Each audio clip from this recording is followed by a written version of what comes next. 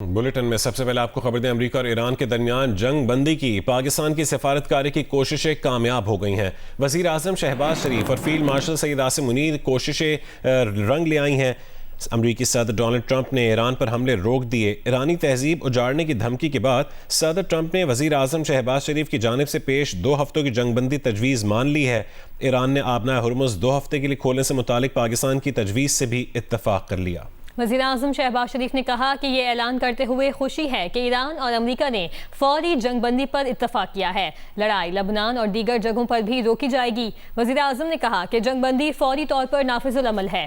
وزیر اعظم نے امریکہ اور ایران سے اظہار تشکر کرتے ہوئے کہا کہ 10 اپریل کو امریکہ اور ایران کے وفود کو اسلام آباد آ کر مذاکرات کی دعوت دی ہے۔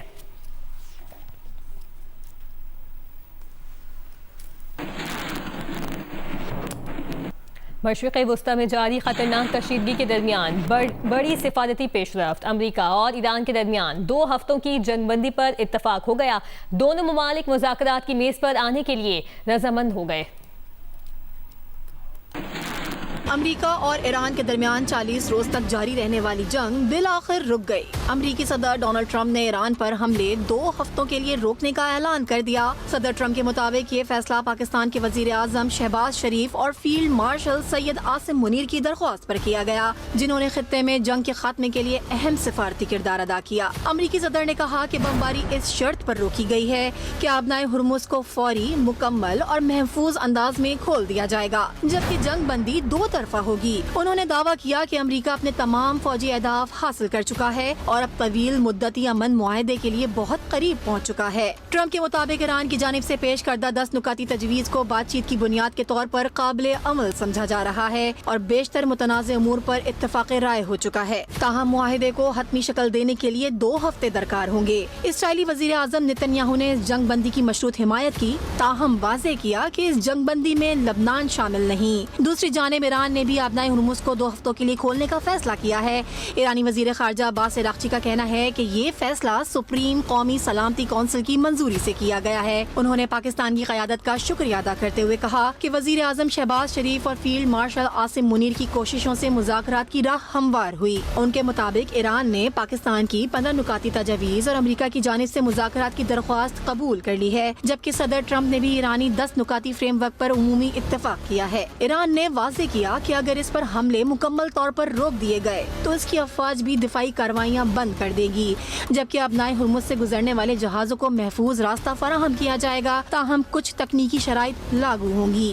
ایرانی سپریم نیشنل سیکیورٹی کونسل نے اپنے بیان میں کہا ہے کہ دشمن کو اس جنگ میں تاریخی اور عبرتناک شکست کا سامنا کرنا پڑا اور ایران نے امریکہ کو اپنے 10 نکاتی منصوبے پر مجبور کر دیا۔ ان تجاویز میں امریکہ کی جانب سے عدم جارحیت کی ضمانت، آبنائے ہرمز پر ایران کے کنٹرول کو برقرار رکھنا، یورینیم افزودگی کو تسلیم کرنا، تمام پابندیوں کا خاتمہ، سلامتی کونسل کی قراردادوں کی منسوخی، ایران کو معاوضہ دینا اور خطے سے امریکی افواج کے انخلاء جیسے نکات شامل ہیں۔ بیان میں لبنان کے خلاف جنگ کے خاتمے کی تجویز بھی شامل ہونے کا ذکر کیا گیا ہے۔ امریکہ اور ایران کے وفود کی سطح کے مذاکرات اسلام آباد میں ہوں گے۔ ذرائع کے مطابق امریکہ کے نائب صدر جے ڈی وینس اور صدر ٹرمپ کے خصوصی مندوب اسٹیو وٹکاف مذاکرات میں شرکت کرنے کا ان کا امکان ہے۔ ذرائع کا یہ بھی بتانا ہے کہ ایرانی پارلیمنٹ کے اسپیکر باقر کالیباف اور وزیر خارجہ عباس عراقچی کی شرکت کا بھی امکان ہے۔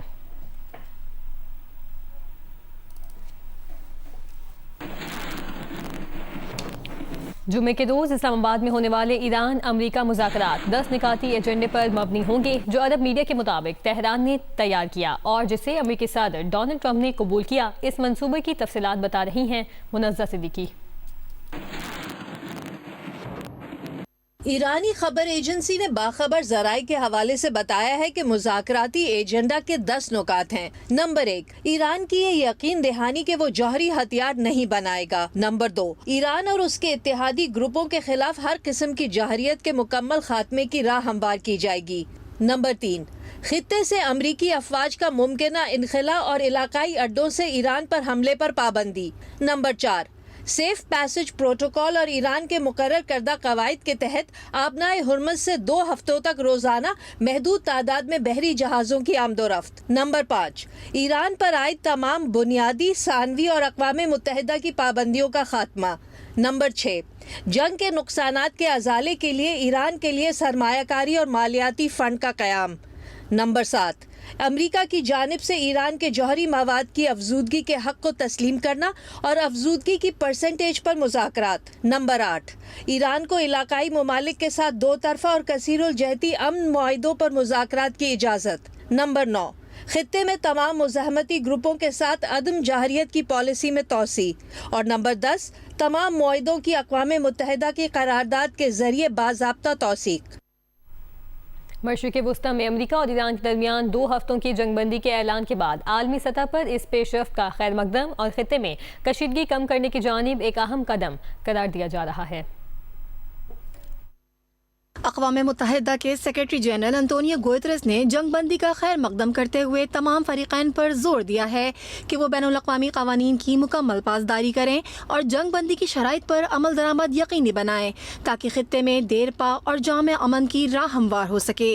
दूसरी जानिब ओमान ने भी अमरीका और ईरान के दरमियान जंगबंदी को सराहते हुए बहरान के हल के लिए सफारती कोशिशें मजीद तेज करने पर जोर दिया है। मलाइशिया के वज़ीर आज़म अनवर इब्राहिम ने भी इस पेशरफ्त का खैर मकदम करते हुए कहा है कि ईरान की 10 नुकाती तजवीज़ को अमली शक्ल देकर एक जामे अमन मुआहदे में तब्दील करना नागुज़ीर है जो न सिर्फ ईरान बल्कि इराक, लबनान और यमन में भी इस्तेहकाम का बाइस बन सकता है। माहिरीन भी इस पेशरफ्त को अहम करार दे रहे हैं। साउथ एशिया एटलांटिक काउंसिल के सीनियर फेलो माइकल कोगलमैन के मुताबिक पाकिस्तान ने इस मामले में हालिया बरसों की अपनी बड़ी सफारती कामयाबी हासिल की और इस तासुर को भी गलत साबित किया है कि वो पेचीदा आलमी मामलात को संभालने की सलाहियत नहीं रखता। यूरोपीय क़यादत की जानिब से भी जंगबंदी का खैर मकदम किया गया है। जर्मन चांसलर ने अपने बयान में कहा कि उनकी हुकूमत इस अहम मुआहदे के लिए पाकिस्तान की कोशिशों की शुक्रगुजार है और अब तवज्जो सफारती ज़राए से जंग के मुस्तकिल खात्मे पर मरकूज होनी चाहिए।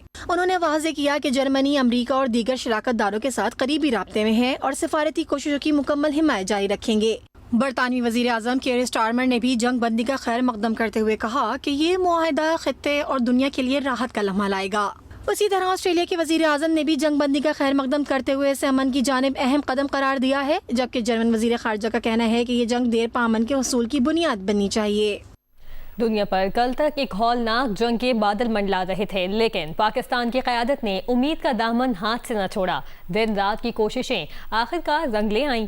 ईरान और अमेरिका 2 हफ्ते की जंगबंदी पर आमादा हो गए। जंगबंदी का ऐलान हवा का ताज़ा झोंका साबित हुआ, जिसका इंतहाई मुस्बत असर बढ़ती हुई खाम तेल की कीमतों और दुनिया भर के हिस्सेस बाजारों पर भी पड़ा। रियाज एंडी की रिपोर्ट देखिए। पाकिस्तान की सालसी आलमी अमन और मईशत की मुहाफिज बनकर उभरी है, जिसने आलमी बाजारों की बेकरारी को करार दे दिया। 28 फरवरी को मशरिक़ वुस्ता में जंग के आगाज से ही दुनिया भर के बाजारों में शदीद मंदी और खौफ का रुझान देखा जा रहा था। दरमियान में जंग बंदी की खबरों पर कुछ बेहतरी की उम्मीद पैदा हुई, लेकिन आज पाकिस्तान के सालसी किरदार की बदौलत होने वाली 2 हफ्तों की जंग बंदी ने बाजार का रुख मुकम्मल तौर पर बदल दिया है। इस बड़ी पेशरफ्त के बाद आलमी मंडी में खाम तेल का भाव 15% कमी के साथ $96 फी बैरल पर आ गया है, जबकि ब्रेंट ऑयल की कीमत भी 13% गिरकर $94.74 हो गई है। ईरान और अमेरिका के दरमियान 2 हफ्तों के लिए जंग रुकवाने में पाकिस्तान के कामयाब किरदार पर आलमी स्टॉक मार्केट्स में तेजी की लहर दौड़ गई है। जापान का निकाई इंडेक्स 5.12% और कोरिया का कॉस्पी 6.25% इजाफे के साथ 872 पर पहुंच गया है। इसी तरह हांगकांग के हैंग सेंग में 3%, शंघाई में 2% और वियतनाम की मार्केट में 4% इजाफा रिकॉर्ड किया गया है। पाकिस्तान की अपनी स्टॉक मार्केट में भी आज तारीखी तेजी देखी गई। मार्केट में इस गैर मामूली तेजी और KSE 30 इंडेक्स के 8.75% बढ़ने की वजह से कारोबार को 45 मिनट के लिए रोक दिया गया। पाकिस्तान की सिफारती कामयाबी ने न सिर्फ जंग के बादलों को उड़ा डाला है, बल्कि डूबती हुई आलमी मईशत को भी सहारा दे दिया है। भारतीय भी अमरीका ईरान जंगबंदी में पाकिस्तान की कामयाब सफारतकारी के मुअत्तरफ निकले हैं। वज़ीर आज़म शहबाज शरीफ और army chief field marshal Asim Munir की क़यादत को खित्ते में अमन के क़याम के लिए मुस्बत पेशरफ्त करार दिया।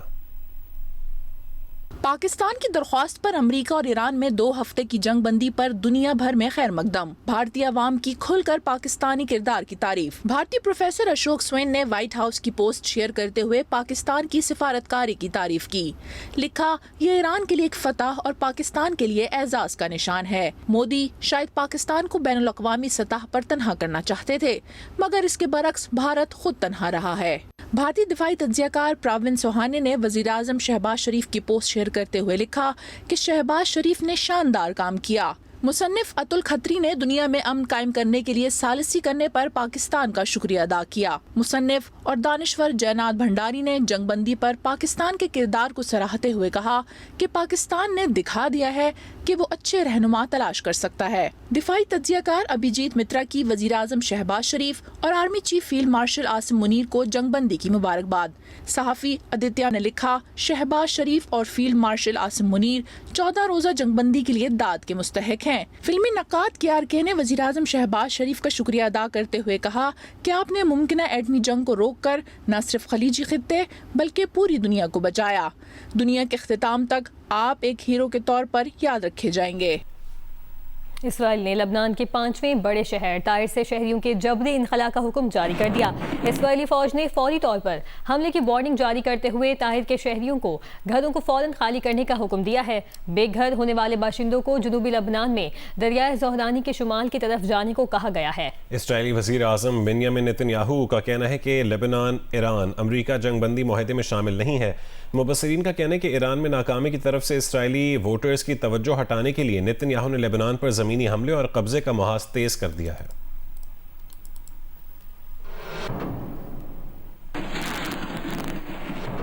اسرائیلی اپوزیشن رہنما نے جنگ بندی کو سیاسی تباہی قرار دے دیا. سوشل میڈیا پر جاری بیان میں اسرائیلی وزیر اعظم پر سخت تنقید کرتے ہوئے کہا ہے کہ ہماری پوری تاریخ میں ایسی سیاسی تباہی کبھی نہیں آئی.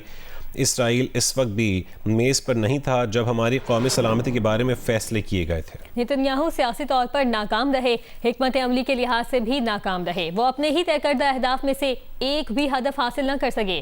یائر لیپڈ نے کہا کہ نیتن یاہو نے تکبر، غفلت اور اسٹریٹجک منصوبہ بندی کی کمی کی وجہ سے سیاسی اور اسٹریٹجک نقصان پہنچایا ہے، جسے ٹھیک کرنے میں برسوں لگیں گے.